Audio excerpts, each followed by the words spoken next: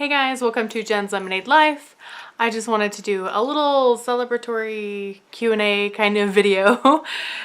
Today marks 1 year of my working for an airline. I work in reservations. I put it out there on Facebook and Instagram, seeing who had questions that they wanted me to answer in a little Q&A about airlines and all that good stuff. So I've got my questions right here, and without further ado, let's get into them.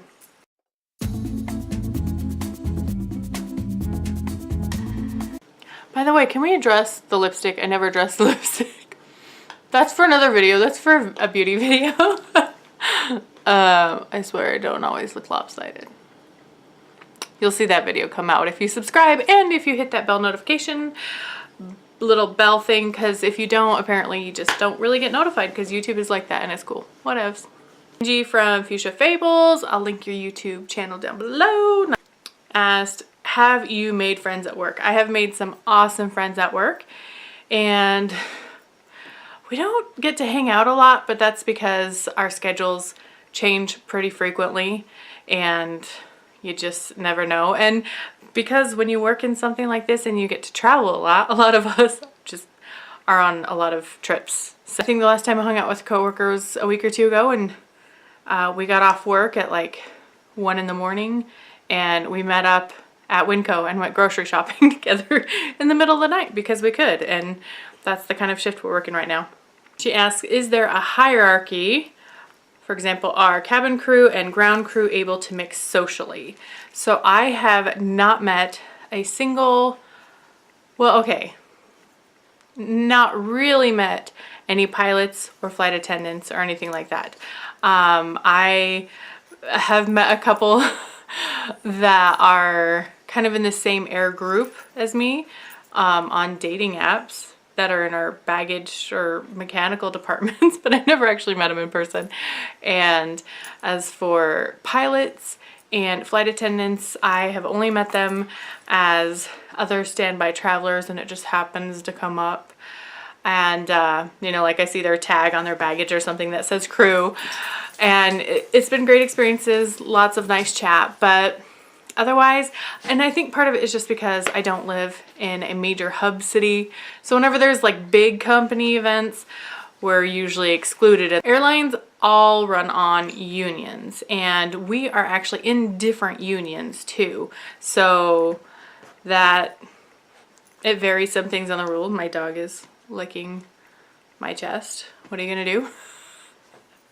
But the nice thing is, if I am flying standby, for example, they don't get like priority over me. They can do things I can't. Like if you're a pilot or a flight attendant, you can fly jump seat, whereas I cannot because I'm not specifically trained like they are.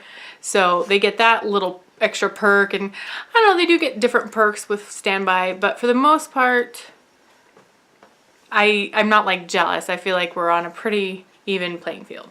Jake on Facebook asked, are you a member of the Mile High? No. And I think that's just nasty. You know, dirty and cramped, and that's illegal. So I wouldn't recommend it. It's a fun joke though. What is your favorite place you've flown to, and where would you fly to if you could choose? Favorite place that I've flown to? Because I've gone on 11 trips with the airline, all on standby. I would say so far it has been Las Vegas. I had a great time with a friend and meeting new friends and just getting to see the sights.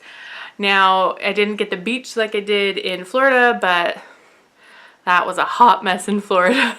You can watch those vlogs. Every time I go on one of these adventures, I film a vlog. So make sure to stay tuned. At least once a month, you're gonna get that goodness. Courtney on Facebook asks, has anything scary ever happened? Is it hectic a lot or more laid back? So, I mean, that obviously varies on what you do.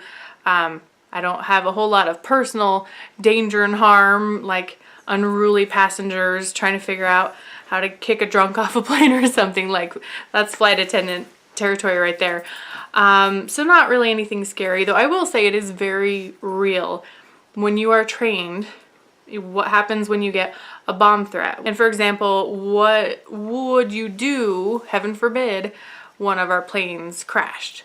How would you handle that situation? How do we handle passengers and their loved ones, right? So it's very kind of somber when you are trained on that, and you have to remember that it's a rarity, but you have to be prepared for it. And it is also really neat to know that in the company I work for, I feel very empowered. I can walk into an airport and I can stop a plane from taking off, because if I see a safety hazard, I can report it and I can stop that plane on a dime. Like, it's my obligation to. So that's kind of like, there's a lot of weight on your shoulders, and it's also refreshing that, you know, we care more about safety than about maybe getting people to their destination on time, because safety is first. On a lighter note, is it hectic, a lot, or more laid back? For me, in reservations, I would say it's pretty hectic. I didn't realize what exactly I was signing up for. You think reservations, like, oh, people are calling in saying, hey, I want to fly from LA to Cancun for 3 people, and here's the price, and let's book it.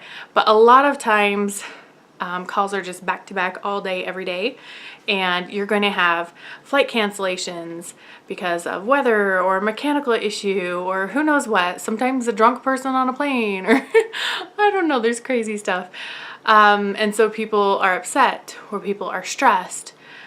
People are extremely picky about their seats and not getting the middle seat. And, you know, there's just things that can be very stressful. Some people really forget that when they're on the phone, they're talking to a human, and some people treat you like trash.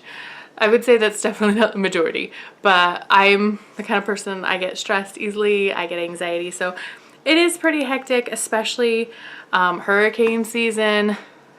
It was a bad winter for the Northeast, but overall I feel like it could have been worse this last year. So I don't know, there's not a lot of like slow seasons, or at least I haven't experienced it yet. Mom was awesome enough to ask, if you're flying with fishing lures, can the fishing lures in your carry-on have hooks on them? She said that was a question from my dad. Actually, I looked up on TSA's website. I have a whole video in depth about funny and practical things about TSA and what you're allowed in carry-ons and whatnot. So link down below. I've got a whole playlist of travel stuff. But fishing lures in particular, you can bring them. You obviously want to take precautions. So if TSA needs to look in there, they're not poking themselves. And if you're going ocean fishing for sharks, that's kind of a big hook to take on board. So that probably would be checked. Thanks for the question, Mom. Zach, on your daily duties, I'll link his channel down below as well. Do they ever say the flight is overbooked to make room for standby passengers? It seems like flights are all booked these days, so I don't know how standby passengers get on. Absolutely not. And this is a hot button item. Actually, someone else commented on that too. Scooter said, why do they rent seats that have already been rented? Grr, can you imagine doing that with an apartment? Infuriating. So I know that has been a huge thing in the media, and these are kind of some topics that I wanted to touch on before, but overbooking. My airline in particular has a good ratio of not overbooking, not having to at least bump people involuntarily. So I'm kind of proud of that. But overbooking does happen, and it's a common practice because statistically you look at these flights and people just don't show up. You know, their connecting flight was delayed, so now they're missing that flight, and that's a seat that you can't sell.